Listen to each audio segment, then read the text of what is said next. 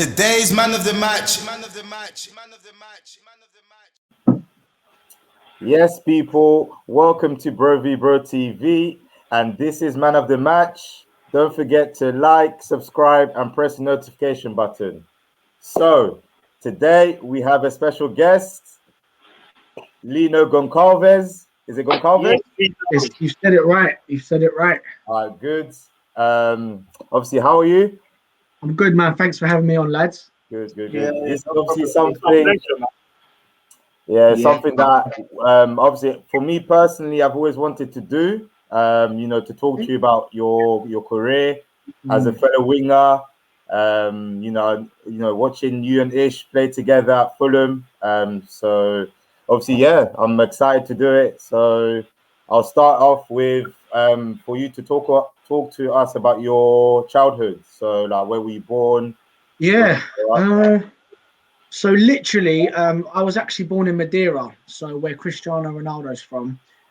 And I came to the UK when I was about 3 years old.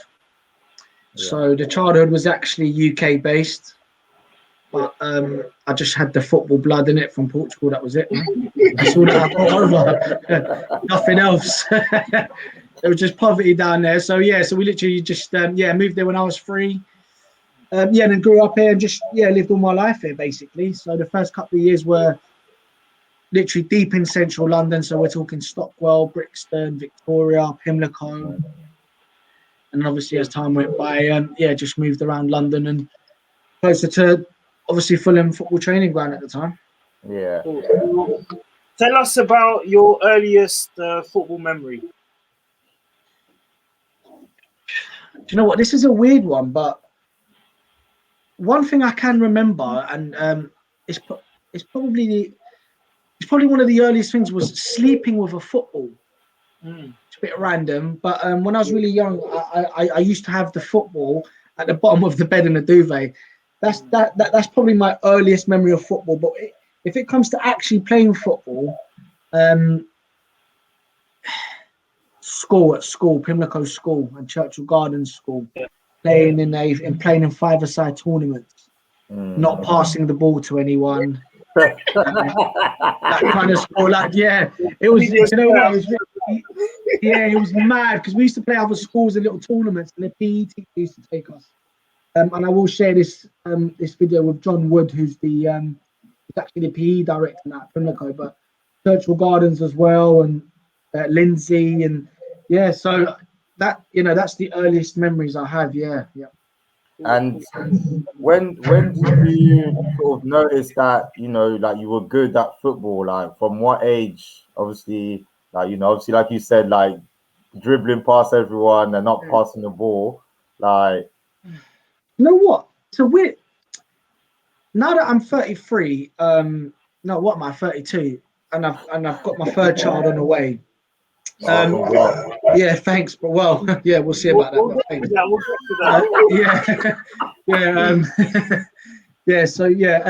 Now that I've sort of got all this in my life, when I look back, I think my opinions changed so much. And actually, when I look back, I actually didn't know I was good, and I didn't really care at the time. I knew it got serious. Yeah, I didn't know I was good, but I knew people got more serious about my football. And I think that implied that I was good. So actually, I never thought I was really that good. It just started when, it was just me and my sisters playing football because I grew up with 2 girls. And I just loved it. I loved copying players. I loved playing, on the concrete, people trying to slide tackle on concrete. It was just bananas at the time. You do diving headers.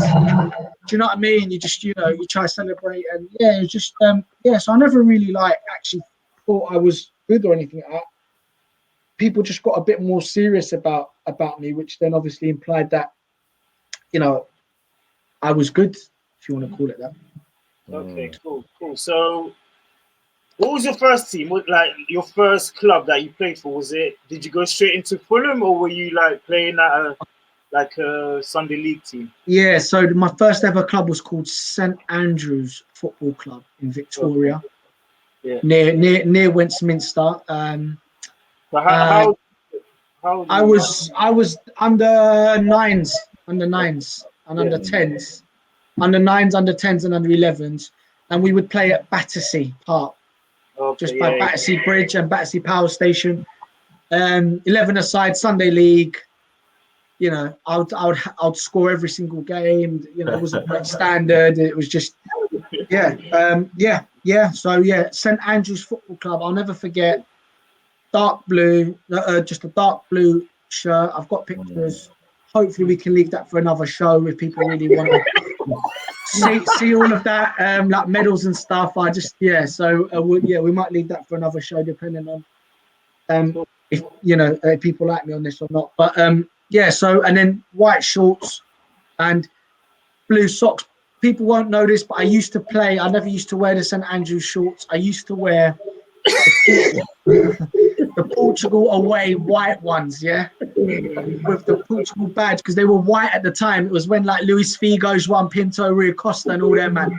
A lot of you watching this won't know about that. Don't Google it. Don't ruin it. Just leave it. Do you know what I mean? So yes, I used to wear them shorts, and you know what? And I wore them shorts for like 3 years, and no one ever noticed. So So that was the first. That was my first ever club, man. My first ever club. Yeah. So then after that, so what happened after that? Is that when you got spotted by Fulham? Yeah. So actually, it was a weird one how I got spotted by Fulham. We were playing a team based in. I think it was based in Stockwell, and we'd played this team every year because they were always in our team. But their coach was Portuguese. Okay. So me having Portuguese family on the sideline, we know what they're like, just like normally anyway. So imagine, watching your son, play football. And then the coach would come over to me after the game, and my parents exchanged number all the time. He said, "Look, I know your kid's Portuguese. He's amazing. Blah blah blah. I know someone at Fulham. I'm going to try and get a scout down on the next game. Blah blah blah." Then that went on for a few weeks and then whatnot. At the time, my dad also was working with a guy in a construction site, and he had a really strong connection with Chelsea. And he was best mate with like the Chelsea scout, chief scout. And then my dad was just trying his best to do whatever done. And then randomly, a few weeks later, I got told that there was going to be a Fulham scout coming to a game in 2 weeks to watch me. Battersea Park, Sunday, whatever. Prior to that, 2 weeks before that, I actually done my Achilles. So I was playing concrete. It was my left. Exactly. Yeah, man. I was playing in the concrete, and it was my left foot. I'll never forget it. I shot, and I just felt a massive pull on my Achilles at the time.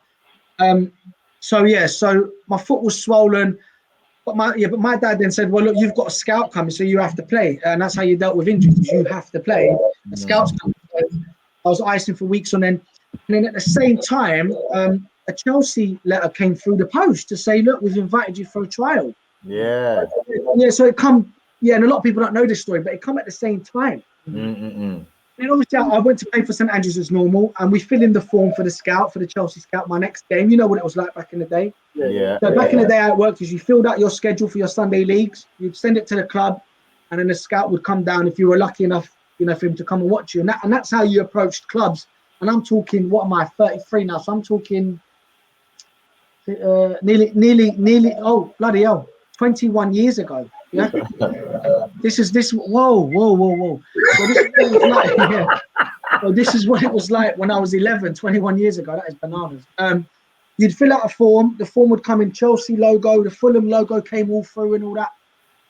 So anyhow, I'm playing this game, and this bearded guy comes over with a jacket. Yeah, I scored like 5 goals that game. It was like 11-0. It was just that Sunday league. And then he was like, "Look," and I'll never forget what he said. He said, like, "Your son's obviously extremely talented, but he's playing Sunday league. I need to see him against other people." So they invited me down to a trial at Fulham, Hotspur Park. I'll never forget it. And then the Nat chapter started. Yeah. So huh? Did they sign you straight away, or? No, funny enough, when we got there, they said, "You've got, you're on trial." My first ever game was against a club that no longer exists, AFC Wimbledon. Oh, yeah. Well, they do now, but a different name. Yes, yeah. I scored a hat trick that game by accident, and one of the goals was an overhead kick. One of the goals was an overhead kick. Yeah, and it was at the old ground where we used to play Cobham, where Chelsea train now. Yeah. So we used to check. It was Fulham, AFC Wimbledon, and Chelsea. Yeah, down the A3, and everyone played there. So I scored a hat trick that game, and then we won 5-4. We won 5-4. I'll never forget that. And then they said, "Look, we need you to play another game." So I was, all right, no problem. West Ham scored in that game. We won 2-1, and then the third game. Then after that, they offered me a contract up till I was about 19. So I was set for about 8 years. Yeah. What you got the scholarship? Yeah, it was academy, scholar, and a 1 year after that. Yeah. Is it? I didn't know. I don't know that. Yeah, I know. I try and keep that on the low, but yeah. So, like, obviously, being an 11-year-old, and were you 11-year-old at the time? I was under 12, so I just turned 12. So under 11s, but playing in the under 12s. Turning 12, starting secondary school, So obviously, you that's quite a big deal, as an 11-year-old getting a massive contract from Premier League team at the time. Yeah. Actually, were they in the Premier League at the time, or were they?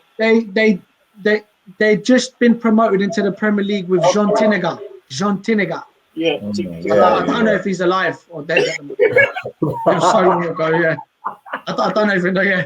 It's just Jean Tinega, and I don't know if you lot remember Steve Marley, French guy. Yes, striker. Yeah, I remember going to the training ground, and he pulled in a white Ferrari. And my dad was like, that's the main striker here. Then you had Luis Bourmorte, Luis Saha. So it was exciting times. But I'll never forget it. So it was a scholar. No, it was a schoolboy, they called it. And then it was just rolling contract. I just had it rolling. How did that make you feel? Obviously, as an 11-year-old getting a big contract, did you think, I've made it? Or were you like chilled? No, it was still a bit weird. It was still a bit weird because obviously we were going to school. Trainings was Tuesdays and Thursday nights, games Saturdays. It was just a bit weird. It was just like, do you know what it felt like? It just felt like it was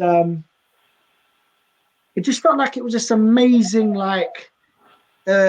game and an amazing time that it was just football. I was young. It was just great, and it was just amazing. And it just you didn't think about playing in front of crowds. You just thought about, I've got to do a flip flap and rip you up, bang a goal, and that's all you ever thought about. Do you know what I mean? Yeah. That's all you oh my God, I need to learn how to do round the world 3 times because I saw a dude do it 4 times.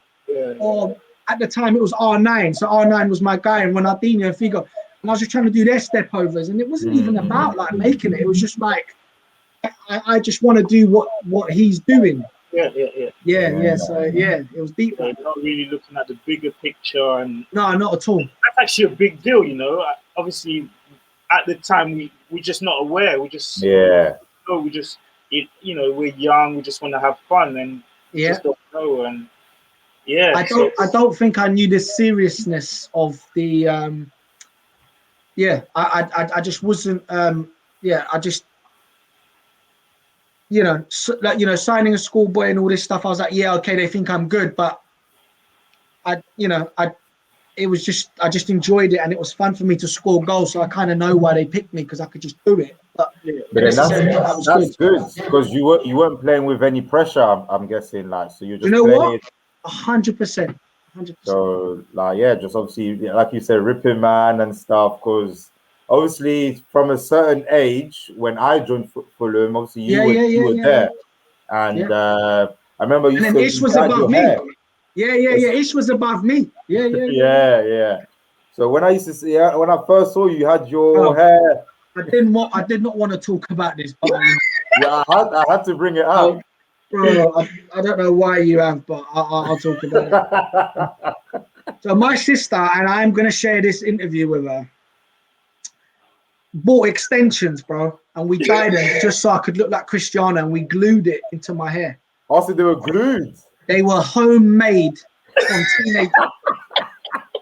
Yeah. you know them packets you buy where it says take professional advice before dying and all that. Yeah. We went straight into hair glue, adding extensions and stuff like that. Just to try and look like Ronaldo, bro. Because obviously you had the vapors. I was 13, vapors, 13, 14, socks up to the knees, gold boots, Gucci shower bag. Terrible. To be fair, when I first started, obviously Lino was playing in the lower age groups. Yeah. We didn't really know each other and everything. And when I first started, people were talking about Lino, and it was like, this like flary guy just playing in the lower teams, like yeah. The opportunity to see at the time, but the people were talking. Ish. Yeah, when I got there, Ish was nearing the end of the Scholar. Yeah. Or coming up to last year of Scholar Pro status. Okay. And then I was moving in from schoolboy to Scholar. Yeah. And then he moved into pro status with the first team, and then I moved into reserves and Scholar. And then I think you were schoolboy Scholar. Joe, is that right? I think it would have been schoolboy Scholar level. Yeah, schoolboy Scholar. I don't know, schoolboy. I was Scholar. He was pro status. Yeah. It was. It's funny now that that we're all doing this, because like years ago everyone was just cracking on in their own age groups, man. It's mad. But yeah, cool. But yeah, one question obviously I've thought of is, how did you? Thanks for the hair question. Yeah, thanks for the hair question.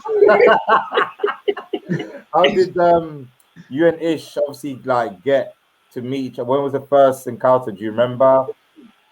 Oh, do you know what? I don't remember the first encounter, but I don't remember exactly the first encounter. But as soon as we moved, the problem was when we were schoolboys, there were 6 of us that were pulled out of school. Yeah, okay. To go and start training with one age group below Ish, so Lee Hall, the under 18s that Paul Clement had at the time. They went on to manage Real and stuff.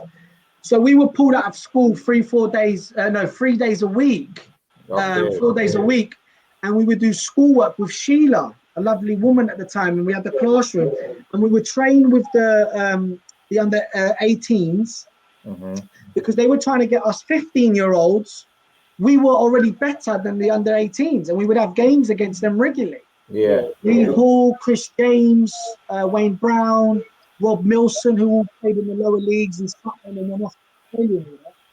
And so when I got into that environment, that's when I started to notice Ish and Malik, who Ish would play with on the right wing, and players like that. And there were loads of players. Because then we would then interact with the first team building and the scholarship building and the first team physios, because we were brought in there. So actually at 15, they were pushing us to interact because we were good enough, but actually mentally we were very far apart. We're talking about kids taken out of school, being put into players like with Ish, who are earning a salary playing football, and me, Bradley, Elliot, Jeff are all thinking about doing flip-flaps, where he's actually getting paid to play football, and all I care about when I go to train with the first team is I want to nutmeg Liam Rosina. That's all I care about. So it was a big, like now that I look at it, it was or Zach Knight, you know what I mean, or telling Ball Moy I was better than him. It was a big that gap. Yeah. Joe, you need to know Lino. Obviously, we know he was very good. He was amazing. Yeah. He was so confident, like overconfident. Yeah. But you know what? Yeah, concept of reality is basically. Yeah, I used to see that. Because I've got another question, which I'll come to that as well. Yeah. But so based on like when was it that you thought, okay, I want to make it as a footballer, like in terms of your time at Fulham, like? Do you know what? As soon as I started training and playing at Fulham, in my head, my first team place was already there. I just had to go through the ages. Mhm. So when people say, you know, when did you think you were going to make it or this and that, I had subconsciously already, and surrounded by the people I was, stupidly, I'd already gave myself a shirt, a place in the changing room, starting 11. Gonna be on match of the day. It was all like I've just got to go through the years is what Yeah. I've got to go through under 18s, 19s, resis, and then I'll get the call up and all that. So to answer your question, man, I that was already like, I don't know, that was sort of like DNA for me because of where I was at and the people I had around me that kept So lighting this false dream. Yeah. So what? Obviously, you were showing confidence on and off the pitch. Yeah. What were the people around you saying? Were they giving you good advice, bad advice? What, like? Well, yeah, when I look back now, so I had, and please, if there's any young people watching here, please listen to this specific part. I had 6 agents from the age of 13 to 18. So if you work that out, that's an agent a season and a half. It's not a lot. It's you know, some managers do better in a Prem. So that's not like that. Just showed the instability that I, you know. What was the reason for changing like agents? If they pissed me off, if they didn't give me boots, if they didn't agree with what I was saying, if they didn't, if I felt that they weren't on my side. And bear in mind, this is a young teenager like rebelling against these people that are in the industry. When I look back now, if I'd just listened to one, you know, so exactly that. So that was that was tough for me, man. Obviously at that age, I didn't know you. I knew of you. I'd see you around. We didn't really talk to each other, and I think I think me and you, and I've got to be honest here, we really became friends when we started gambling, playing pool for money in the clubhouse. We started playing poker. You know, like that football environment, where you're playing cards with the lads on the back of the coach. As young pros, that's when we first sort of became friends. Because it was like Resi and first team. I would only ever interact with him if I was on the bench for the reserves. And so we only because training with him was like near enough non-extinct because first team and Resi, and I was always with the scholars and schoolboy. So the fact that we had that mates bond and we liked the same things and it was funny, and at the time Ish was seeing a girl and I would have a girl, so, and you know, we lived close, we would travel together on the way home, we'd get a train together and stuff like that, so it become like that. But obviously as the years went on and I moved up to get to Ish's level, we were then we started training on a regular basis. It's funny because like obviously when I didn't know you when you were 15, 16, like you came across as an arrogant guy, like obviously I don't want to swear, but you not a likable guy. And but when you actually got to know you, like just the nicest world, like, I don't know. Well, I'm still a bit of a but like, like, I see what you're saying. It's just that it was just this whole like. It was this whole persona. I think. You had anger inside of you. I was angry. I was. I felt entitled. I felt entitled of these things I hadn't even worked for. So, it's it was a massive disrespect to my talent. That's the least I can say on that. It was definitely a disrespect to my talent. Because another thing I want to ask as well, that I remember one time, so there was a lot of times, but let's talk about this one. I must have been about 15, 16, and I think you got in trouble like with the reserves, but your punishment, you had to train the first team. Yeah, And you're gonna have then- to be a bit more specific on the trouble bits. Yeah, but then the thing is, I don't know if it was one time or whatnot, but you know what? After when I was in the under-18s, there was 1 year, and if Paul Clement ever sees this, I'm sure he'd appreciate what I'm saying, because me and him personally went through quite a lot. He caught me at the worst time of my life, 17 to 18. And Paul just happened to be the under-18s manager at that time. It could have been anyone. And Sheila was there, and John Murtagh, who's at Man United now, dealing with the rebuild of of United. So John, Paul, and Sheila, etc. So look, there was a lot of trouble, I'd say, on a weekly basis. If I wasn't picked, there was trouble.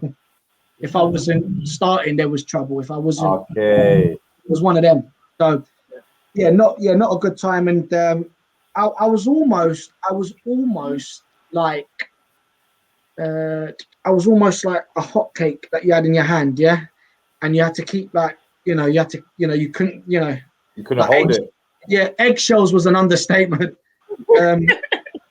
Trust me, it was like fire. So any little thing at the time, it was just a lot of trouble. So actually, I think the club actually dealt well with me. And then Billy McKinley came in, Roy Hodgson, and I think when I started to get in trouble with them, they were like, "Whoa, who does this guy think he is?" Like, obviously they were like, obviously players and stuff like that. They were like, I think what is obviously Paul Clement, like the youth coaches at the time, knew you from young. Yeah, exactly. So Paul Clement was my education officer when I first joined Fulham. He'd go around to our schools to make sure we were doing our homework and to make sure we were okay in school. So you imagine him coming to my secondary school when I was 12, 13, to then having me as his starting player on the under-18. So it got really personal. Because I'd been there for so long. Issue's right. And obviously, I came there at 12 and I left at 20. It's a big deal. Well, obviously, your talent as well, because I think anyone else who does causes as much trouble as you doesn't get another chance. But I think you had so much talent, and I think maybe he knew you personally and things like that. That's why you got so many chances. I mean, chances weren't it. I mean, we're talking rivers. It weren't even chances. It was rivers. I was literally going under bridge after bridge. Yeah, see, that's I wouldn't have known until obviously you're saying it now, and obviously Ish saying it. But because I remember one moment in particular, you must have got in trouble for some reason. Yeah. And your punishment was to train with the first team. So then I remember walking, and you've got the ball, and you're taking them on like you belong there. You're absolutely oblivious, to that. It's the first team, and no regard. I remember it was with Chris Coleman and Cookie, Chris Coleman and Stephen Keane. He was really good with you, wasn't he? Like he in general, he was really good with the youngsters. Like he's the one who brought me into the first team. It got exactly. I was gonna say, so because he got Ish, gave him his pro. Ish started against Celtic at Craven Cottage. I'll never forget, because I followed it that day. I was buzzing. He's playing against obviously 6 foot Scottish dudes. It was so sick. Now I remember the photo, and I still Google it to this day because it was awesome. It got so bad that players had to clean players' boots. I got Chris Coleman's to Stephen Keane's just to make sure. I got Chris Coleman's, Stephen Keane, Lewis Bournemouth. I got all the figures that could tell you, shut your mouth up. Like I'm big in the club. So it would either be Boa, Stephen Keane, Chris Coleman. Chris Coleman would be like, I don't want to see any grass. I want them Vaseline. I was like, I'm better than you, bro. What are you talking about? Realizing this guy's the manager. I was like, he wants me to Vaseline him up. Who do you think I am, bro? You know what I mean? Like, what? So but he was actually good with me, and because Stephen Keane was a player in Portugal and Boa Vista, the manager. He spoke Portuguese, so he'd speak to me. Okay. So yeah, a lot of people don't know that, but he was big in Portugal. He did a good 5 years playing in the Super League in Portugal. So yeah, so we spoke Portuguese, and he was like, "Look, you know, you're a talented young," and that was the other thing. They'd come watch me, and you know, you're good, calm down, don't fight. Yeah. So yeah, but yeah, that was man. So Yeah, like in terms of your questions for the first team, yeah, I had absolutely no I had no concept that these players earned the money they did. yeah. I was absolutely oblivious that they were being judged on match of the day. I didn't care. It was just like a game for me.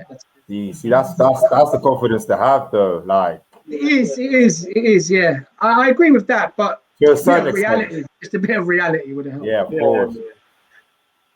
And obviously,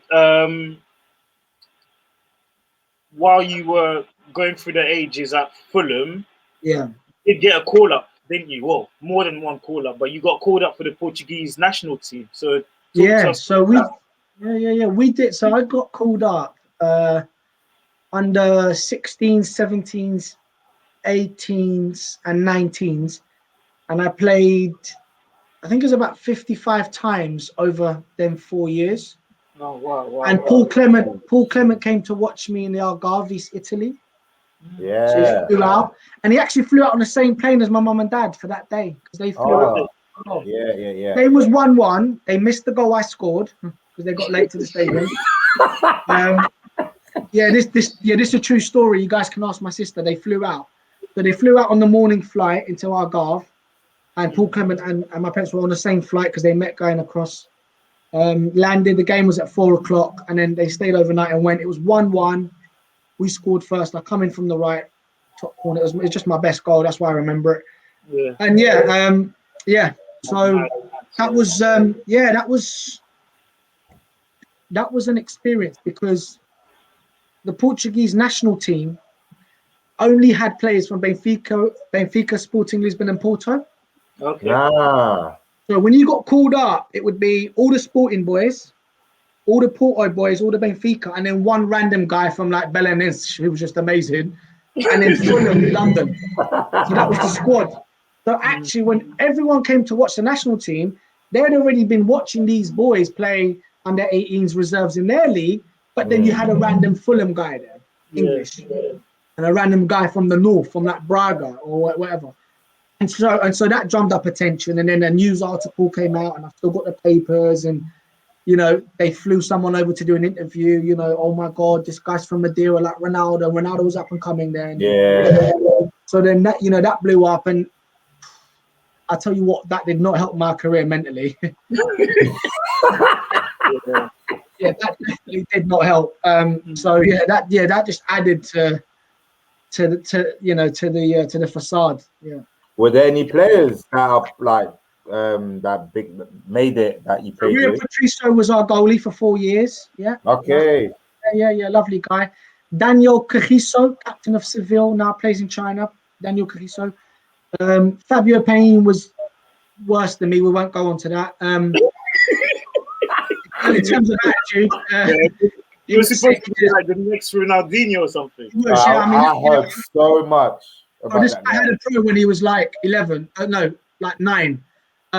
So played with him. He was the best player I've ever played with my age. Yeah. So him.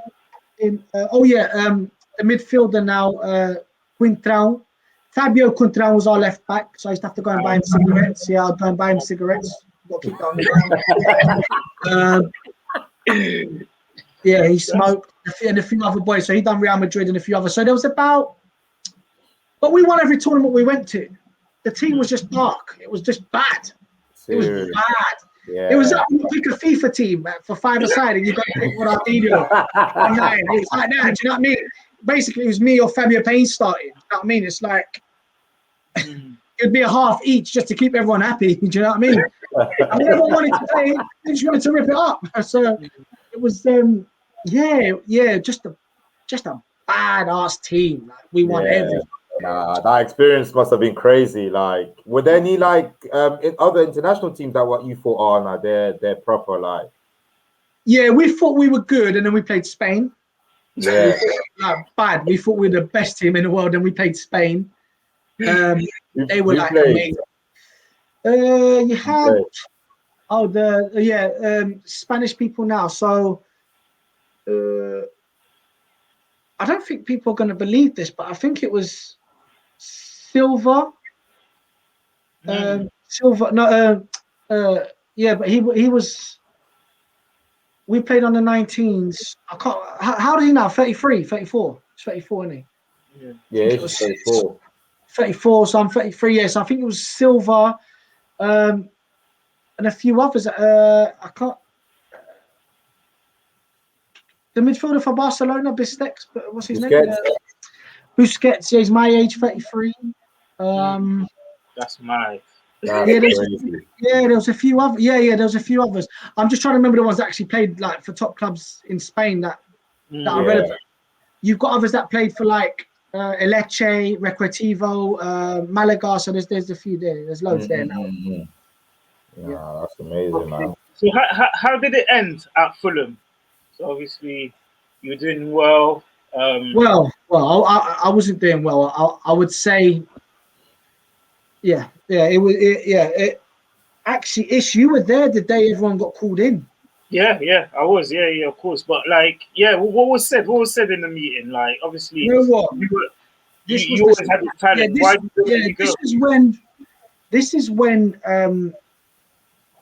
I think it hit me that things had gone really badly, and I was the only one that wasn't clued on. It was when I went in and he just said, "Look, you know, you're absolutely an amazing footballer, blah blah blah, but we just cannot have you at the club anymore." Serious. Yeah, that was it. And I'll never forget, right? I'll never forget that John Murta said this to me. He said, "Lino, one day you're either going to play for Benfica in the Champions League or Banstead in the county." Nah. You're laughing, but about 7 years ago, a mate of mine asked, "Lino, we need someone on the bench. We're happy to give you some money. We know you haven't played in a while. Just come down. It's local. It's Surrey." I was like, "Look, I ain't played football in ages." He's like, no, it's cool. I was like, "Who is it?" You wouldn't believe what club it was. It was Banstead.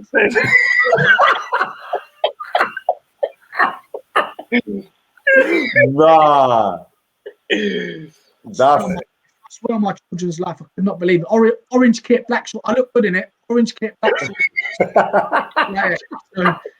So that's how Fulham ended. So I'll never forget that. That stayed with me. That really stayed. So that's how it ended. But yeah, at the time it was just man. It was just when they'd said that, then I because I was going in there again expecting like I want an extension on this 1 year. 18 to 19. I want another. I've done my scholar, my 2 year scholar, and then I've done my 18 to 19 pro, if you want to call it. And it was the money was okay, and it was and then it come to the end, and then I'll never forget. It's when they said we physically cannot have you at the club anymore. I think that's when I realised actually that's how much damage I'd done. That you're running around the club. They've completely forgot about the talent, because what they were thinking now was, God forbid we give this guy a 3-year deal. And he's going to go into Sky Sports, and tell everyone that they're shit. Do you know what I mean? God forbid. So I was in no condition to be at the club. It was a sad moment, but that was that. But Ish, like, if I asked you, like, honestly, did you think that he could have been like, in the Prem?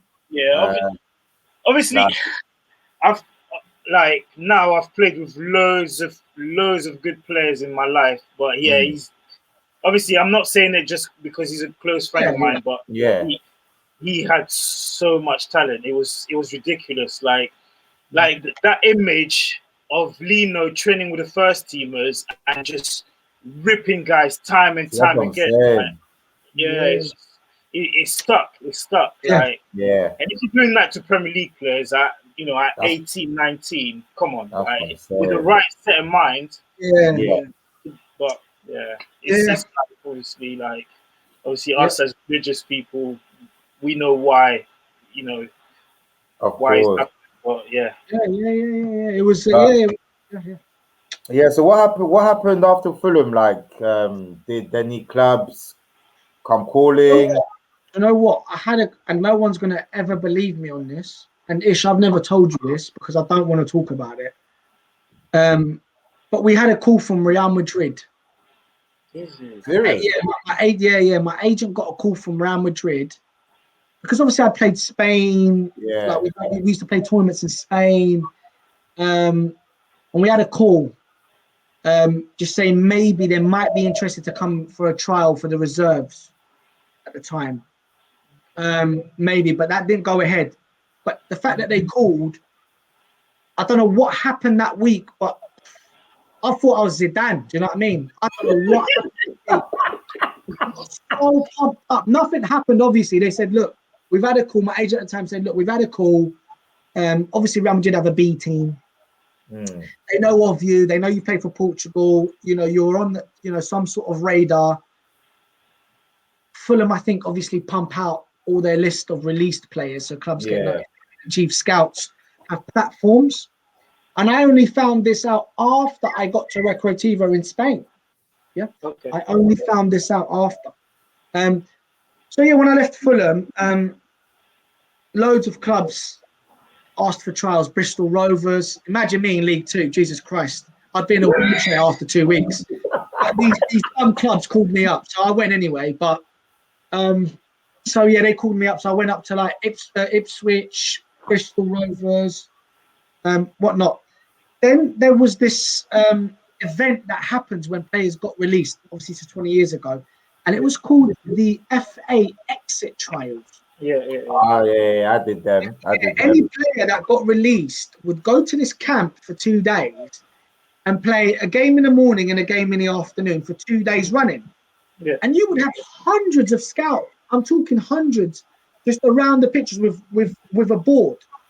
You'd be given a shirt, and that was your team and your number with your name. So your number would change over the course of the 2-3 days. Yeah. So I done, and then basically you play the tournament, and then you wait a few weeks for clubs, if they're interested, to invite you for a trial. On average, after the event, they're like, look, well done, guys. And I'm talking like players from Arsenal, Man United that got released. Everyone went up to the Midlands. I think it was in Sunderland we did it, yeah? We stayed over in the hotel. You imagine me, I thought I was bad. But when I got there, I thought, you lot are shit. I got released because my attitude stinks, but you lot are dead. So my attitude there already stunk. So imagine I'm already with that mindset thinking, but do you know what? It worked in my favor because apparently they were like, look, if you get 1 or 2 responses, you should be proud. That's the average rate. Man got like 16 trial offers all the way from like Afghanistan to Scotland. Could not believe it. It was like Kilmarnock. It was like Dubai, this other club, Charlton, and just mad clubs. My agent was like, I don't even know who to call first. West Brom. Ended up going to West Brom for a trial. I played 1 game but done my knee.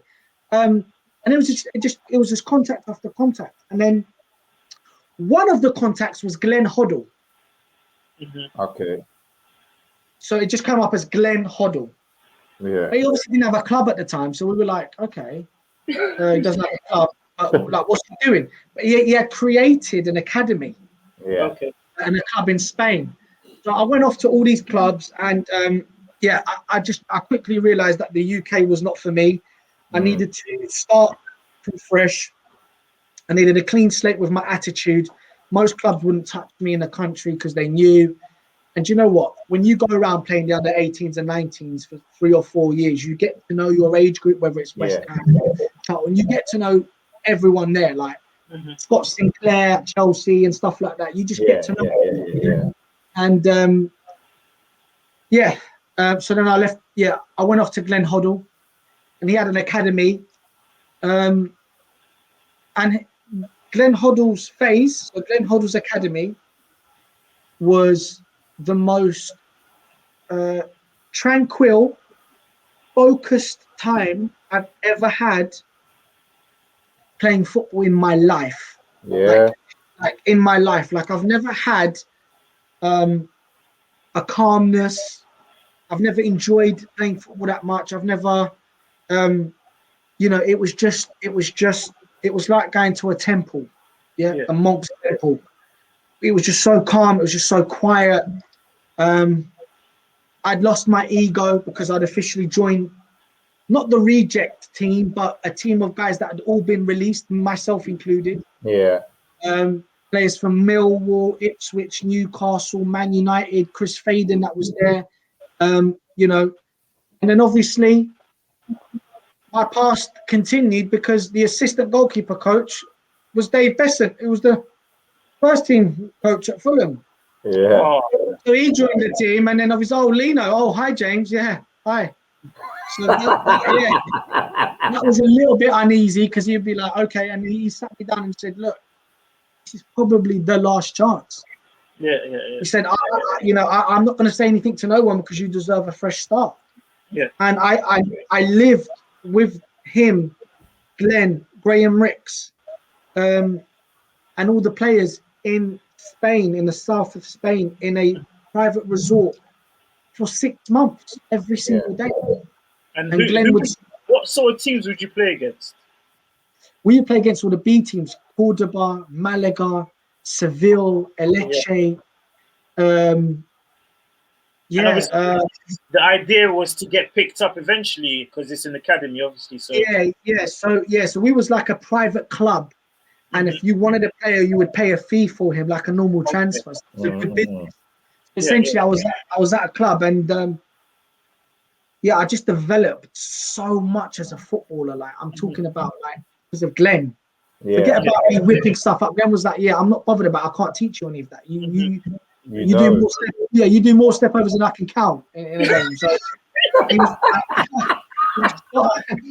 just got to work on like your head and things like that. And Glenn was there. He was there when my first child was born.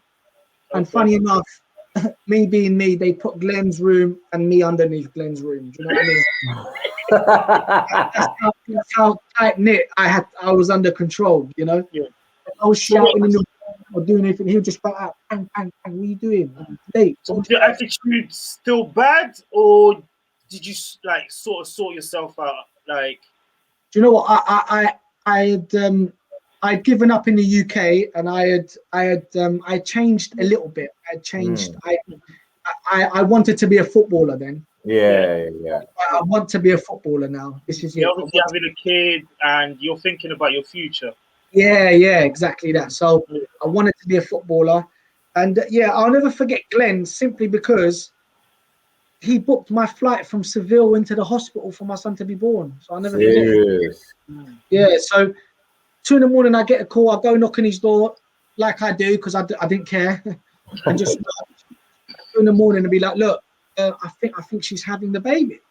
So he was like, all right, there's nothing we can do now, so I'll speak to you in the morning. So we go back to bed. In the morning, he goes, right, unfortunately, there's no flight. So I was like, okay, I'm going to miss the birth, no problem. The flight's at 11 o'clock at night. The flight's at 11 o'clock at night. So Glenn books me a cab, and off I go to the airport. I land, and I'm like, look, the baby's been born, no problem. I get to the hospital, he still hasn't been born. So I'm like, wow. My dad picks me up, takes me to the wrong, picks me up at the wrong airport. It's cool. Oh, no problem. Another airport. Yeah. He goes to Gatwick. He goes to Heathrow, picks me up. I get there, and my son's born literally 45 minutes later, about 3, 4 in the morning. So never forget. That's beautiful, man. It's not that, you just never forget. So when you hear someone commentating on telly like Glenn and all that, you just don't. It's just constantly there in your head. You know what I mean? Yeah. Memories. I remember when this and that, and it's nice. So did you get picked up then from the Glenn Hoddle Academy? Yeah, it took a few games. It wasn't instant. I thought, here we go. Like I'm gonna be the bee's knees in Spain. It took about. I'd say it took about like because we were training and then started playing games. We took about 6 or 7 games, and then Recreativo came in with a contract for me and David Cowley. Okay, yeah. He was a pro at West Ham. Ended up playing in Southend. So you don't know him, but you might have played against him like in the leagues because he came back towards the end of the school year and he did. Yeah. So David Cowley came back. Now, when I got there, everyone knew about me from Fulham as Ronaldo. Okay. Yeah. So I didn't know, but David Cowley was like, "Oh yeah, you're Lino." Like, you know, he was 2 years older, so he was like, "Oh, I used to watch you because I was in the reserves. I used to watch you play on the 16, 17s. You're sick, you're this, you're that." And I'm like, "Oh, we just got like, oh." You know, and then Glenn called us in and said, "Look, I've got news for you guys." Sat us down, said, "Look, here's your contracts. 2-year deals, Recreativo. They're gonna give you a house, 2-year deal. You're flying out in a month's time. You report for training on this day." And we were like, "What?" Obviously, you know, we all you know, we just signed it on a dotted line and stuff like that. And then I need to say this because this is funny, but I don't know how this happened. But my dad managed to get hold of Glenn Hoddle's number. I don't speak English very well. Yeah, he don't speak English very well. So he done well. That's tough. And he called up Glenn and went, "Wait a second, they've only gave him 2 years and it's only Recreativo. Like, what? Nah. Glenn called me in and was like, "Is your dad crazy?" I was like, "Nuts." I called him up and said, "What are you doing?" He's like, "Oh, but that's like a championship team. They've just dropped down from La Liga." I'm like, "Dad, I'm clubless. I have no club. This is a club. This is a team that has employed me." So I'll never, ever forget that. Glenn was like, "I don't know." Oh my! But to be fair to your dad though, like obviously he was, I was cloud 9, he was 11.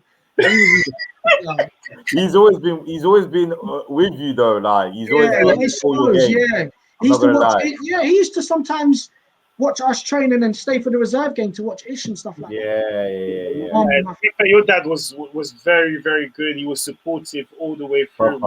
Yeah, man. He went to every game. Rain, snow. Yeah, he was passionate, man. He was. He lived every like day as if I was gonna make it as well, which was tough. Yeah. So. Yeah. So Recreativo, tell us what happened. A lot happened, bro. So we arrived there, yeah. We don't speak Spanish. I think I can speak Spanish because I speak Portuguese. So I'm already like delusional, yeah. Before I get there, I'm like, "Dave, don't worry, because we speak in the UK." I'm like, "Dave, we got this, brother. I speak Spanish. We're on it. I'll translate everything in the change room, bro. We're on it." Oh my God, I'm so happy I got you, bro, because I've been watching these guys talking. It's fast, bro. And I'm like, yeah. I agree. I was like, yeah. Oh, we turn up for training, yeah, first day, and I'm like, "Dave, I don't understand nothing that this man is saying." And we got a shoot like this. The reserve manager for the Recreativo, so it's the B team. So we were playing in like Division 3s and 4s.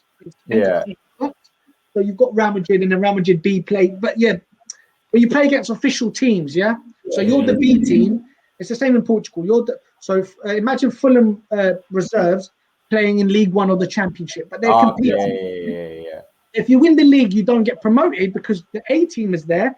You remain in the league, but you win the league. Yeah. So we were in second division Tier B. Our manager was from Barcelona, Catalan.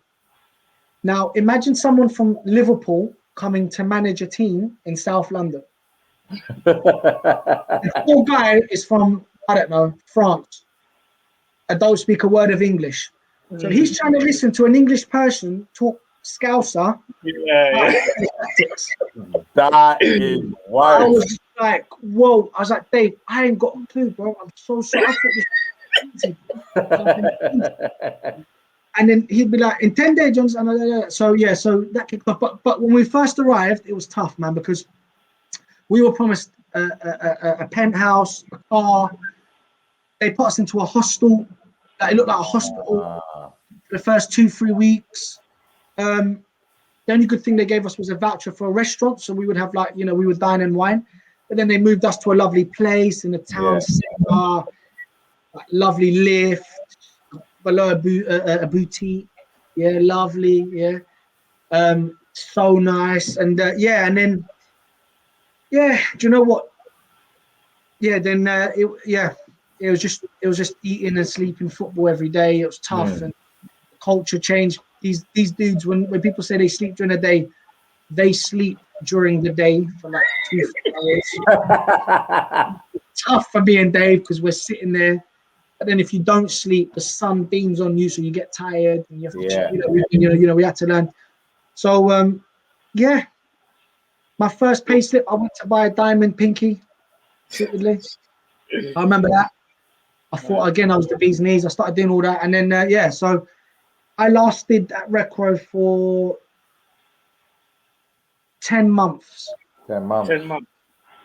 So what happened? Like, was it you didn't enjoy it, or they didn't like you? Yeah, if I have to be brutally honest for the viewers and authentic, I learned how to speak Spanish fairly quickly. Yeah, about 3 months. And when you learn to do that, you're able to mingle and you're able to do more stuff. So I started to get involved with the wrong types of people. Yeah. Women was a big issue out there, a real big issue. Yeah. And then my son back home in the UK. Yeah.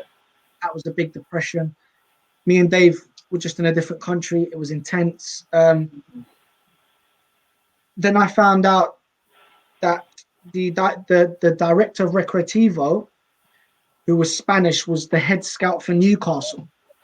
And at the time, he had done a lot of reports and recommended me to Newcastle from the ages of 14 all the way to 18. So when he went to Recro and found out I was in Spain, they just put an offer. So it went right through. Yeah. So I already got there with like he knows me and and then I'll never forget. The manager said the same thing. He's like, I'd go and train with the first team. He was like, one day, Lino, it looks like you're on drugs, yeah, and you don't care and you just want to hurt people or be aggressive. The next day, at the time, Ricardo Quaresma was playing for Barcelona. At the time, he went, you're like Ricardo. And I want to take you to I recommend you for the first team that day, because in Spain, it was very different. Every day, one player would be recommended to go and train with the first team for experience every day. And I thought this was amazing, yeah? It's not amazing when you go and play keep ball with Spanish players in the heat. That's not good. And then you go in the middle. And I'll tell you some stories about that. Because at one point I was like, hey, no match. I was like, no. I was like, I want to play shit. I'm going to tell you, I'm not a dumpty.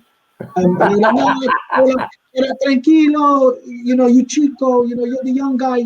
I'm like, bruv, we ain't touched the ball for 3 minutes, bruv. We're still in the middle, like.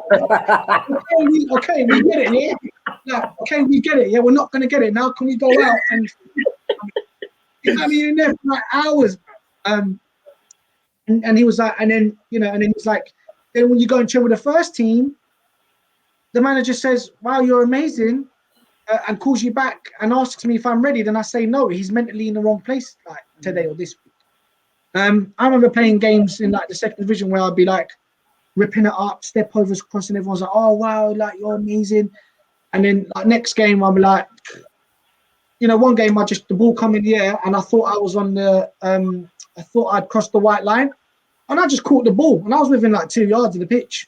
Random stuff like that. Do you know what I mean? Where I was just so like couldn't be asked that day, or couldn't be bothered. I was going through a bit of depression with the baby, and the manager was like, "What are you doing?" I'm like, "Oh man, I thought I was there. Sorry." And it's just like random stuff. The referee's like, "Okay." I'm like, so yeah, it was just yeah. But when I look back in my life, the Glen Hoddle shell was probably what I needed from the age of 13.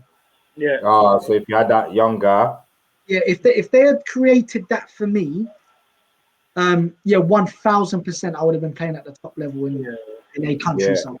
And I'm not talking about smothering. I'm talking about quiet environment, taken away, explained. This is an opportunity. This is the money that's earned. This is how you get exploited. This is the minimum wage if you don't make it. I tell you what, if they showed me the minimum wage back then, I would have run a bit more. I can tell you that. Definitely run a bit more. More job experience. Go and work in an office. Our job experience was going to Harrods to work with the cosmetics girls. I couldn't believe it. I'd want to do it once a week. You know what I mean? I couldn't believe it. Ask Elliot Omazusi, could not believe it. We was like, oh my God, yeah, happily do this every week, no problem. She's brilliant. That ended. I actually terminated the contract. Okay, yeah. And did you just quit football from there, or did you try to get another team? Did you move back to England? You know what? On another show, I will show you the termination letter that I had. I've kept it. Yeah, I've kept it as a souvenir. I've got it here, and I've got my first ever bank book because they used to stamp your salary. Yeah. I've got my little BroVBroTV book of salary, so I've got that. I've kept quite a bit. I think it might even be in there. Sorry, but So I stupidly terminated the contract. I came back to the UK, and I thought that I would get a club here and be with my son. So how old were you then? I was 20 years old. Yeah. 21. 20, 21. Yeah. No, 20, then I turned 21. And I thought that I could come back here. I was like, look, I've left the pro club. Yeah, you can get another pro club. Pro contract. I can walk into any club in the UK and I can be with my son.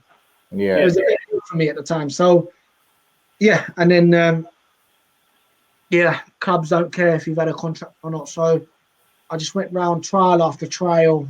And then, then you have to work, man. And you have to earn to feed your son. So I started doing. Is that hard? How do you feel? Where are you mentally? Where are you mentally at that point? Where obviously definitely suicidal. Yeah. Definitely. Serious? Yeah, definitely suicidal. And I don't mind admitting this because I'm way past that now, and I've got a family, and I'm going to stick around. But definitely suicidal. Definitely depressed. Yeah. And definitely changed. Definitely changed. And all them things were 100% certs. Yeah. And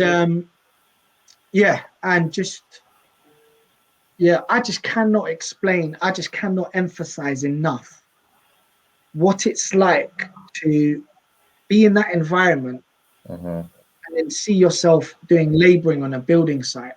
Yeah. Just especially knowing your talents, knowing that if you watch football, if you know this player's made there, that player's made there, you're thinking like, hold on, with all the talents I have. Shit. Yeah, he was shit. He was shit. He was shit. Yeah, it's crazy. Yeah. Not shit, but shit. Nah, but I know what you mean. Yeah, of course. So it's just it was it was and then so I didn't actually watch or play football for 7 years. After Record Fever? Yeah, so I didn't watch Match of the Day for about 4 years. I didn't talk about football. I didn't watch football. Nah. I just had to, and it affected me because I know Ish actually recovered better than me, and in terms of football career and life, he's had a more fulfilling life in terms of football. Because why the hell should I have gave up at 21, 22, 23, 24, 25, 26, 27? Still young. Season after season after season. I could have easily gone to, and I did go, the leagues in Cyprus, obviously when I was young, Belgium, Cyprus, Turkey, smaller clubs, and killed it and made a name for myself and been brought into the game. But it was the top level or no level for me. Yeah. Because So, that's like, what would you say to obviously youngsters now, like in terms of if they're going somewhere similar to a similar path to you, like what would you say for them to do that could maybe change and sort of like firstly, like and subscribe to the channel. Yeah. Because after all of this, do you know what I mean? Like and subscribe. Yeah, look, just be around people like us right now that have done this wrong, have done it wrong. Yeah. Ish, yes, me very much so. Like the limit of wrong, like drink driving in front of police. You know what I mean? And Ish trying to correct it within them years of still having a career. And your knees, your injuries, and God knows what else happened. And I'd like to hear your story. But just definitely surround yourself with people that have failed so badly that you will be able to have a time machine and go back in time and then, see and just do none of it. yeah. Honestly, if someone put me a player in front of me and said, I was this, and this is what happened, I would have. I didn't have any of that. I didn't have any of that. Yeah. So surround yourself with people that have failed terribly because of reasons bar their talent. Yeah. Oh yeah. Cool. All right. Yeah. So obviously, bar me, who's the best ever player you've played with? Do you know what? I remember training sessions with Ish where I'm like, I'm only going to use my left foot today and I'm only going to pass to you. That was that cool. That was that cool. No, and I used to love Maradona, right? This was a big thing for me. And do you know what? My left foot, a lot of people don't realize, but my left foot, I don't like to brag, but it was deep. It was dark. Ish, am I lying though? I used to play left wing, bro. It was all right. A few overhead crosses, but yeah. But I enjoyed playing a lot with Ish and the younger lads. Look, the best player I've ever played with would have to be, and you know what? People are going to be really shocked, but the more I think about this, it has to be Fabio Payne. Yeah, serious. I've never seen somebody touch a football that way. Like like he'd be having a conversation with you while the manager stops training and he's going to the centre backs. Look, you need to position yourself here, here, and here. And then he goes, play, and then we all get back quickly in position, and the ball's given to him straight away. And it's like, it was just, it was this is going to sound really like stupid, but it was like training and playing with Ronaldinho. It was exactly the same. Man. And the guy did no weights, smoked, had 12,000 girlfriends, drove a Mercedes, couldn't be asked. And I was just like, whoa, that's when I realized like that natural talent exists. Messi, and then you have Ronaldo. Then that sort of stuff. So it'd have to be that. The best professional, like established professional I've ever played with would probably have to be Vincenzo Montella. Yeah. Oh yeah, Ish used to tell me.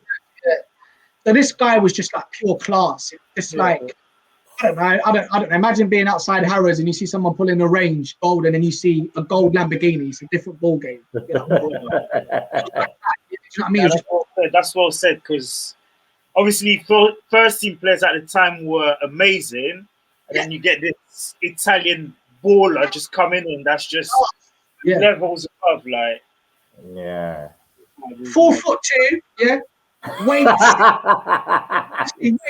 weights, non-existent. Didn't know what a gym was. Couldn't be asked. There's all of us thinking, going, oh yeah, like, oh my God, well, we're playing Arsenal. There's my man coming from Roma playing with Francesco Totti. You know what I mean? I was just like, oh, this guy is disgusting, and like, I don't know, just pulling balls out of the air, and it was just like little finishes, like never missed the top, like just like pure class. Yeah. Like a real footballer, like a real footballer. Deep. So sick. Now, I trained maybe 6 or 7 times with him, and then he was established in the first team because he came and then trained a little bit to get with it, and I think he's trained with him more than me. Yeah. I only needed 1 training session, was enough. Yeah, so that's the best. Yeah. So Ish, one would you last. agree? Ish, would Yeah, you agree? Though? Yeah, definitely. Yeah, he's definitely up there with the best players I've played with, 100%. Now there's a load of shit players, but let's not go into it. Go on. Yeah. To end it, one last question. Yeah. Obviously, me and my brother love to laugh and stuff. That's Yeah. Who's the funniest person funniest player you've ever played with? Ish, you're going to agree with me because we played with Jimmy Bullard loads. So. I remember a free kick, from near the halfway line, and Jimmy Bullard, because I got on well with it, like, because he liked the whole flip. He liked that I didn't give a shit about the first team and flip flaps, and he come from Wigan, so he was like, "Oh my god, this guy's such a dope!" Like, like one time he called me up when Barcelona was playing, he'd be like, "Oh my god, did you see Dino? Oh my god, Dino!" And I'm like, "I'm gonna try that tomorrow. I'm gonna try that tomorrow, Jimmy. I can't believe it." And then in games he'd be like, "Lino, flip flap." But there was one time from the halfway line, and his favourite player was Riquelme. So this is what I'm saying, yeah. And then the ball was near the halfway line, and we got fouled. And I thought, I'll just ping this and talk. And he's like, "Move over, Lean. I reckon I could hit the target for me." And I'm like, "This guy's we're talking halfway line. Do you know what I mean?" So, but he was the same off the pitch and on the pitch. So yeah, funniest player I've ever played with would have to be Jimmy Bullard. Yeah, without doubt. It's in the change. Yeah, in the ish, without a doubt. Yeah, there was just no one else. He just could not be bothered. Yeah. In terms of that banter, but wicked footballer, man. So sick. Yeah, he was good, to be fair. But obviously, he had bad injuries, but he was quite. Yeah, that Newcastle injury killed him, but he was good. He was good. He was good. He busted 21. He was. But Lino, honestly, it's been a pleasure, man. Honestly, it's good to hear what you had to say. Yeah. I'm gonna be tuning in. For the next guest you guys get on, man. Yeah, 100%, man. Make sure. So, guys, thank you again. Don't forget to like, subscribe, press the notification button. That will tell you when we next post. There'll be lots more coming up. So, thank you and take care. See you later, lads.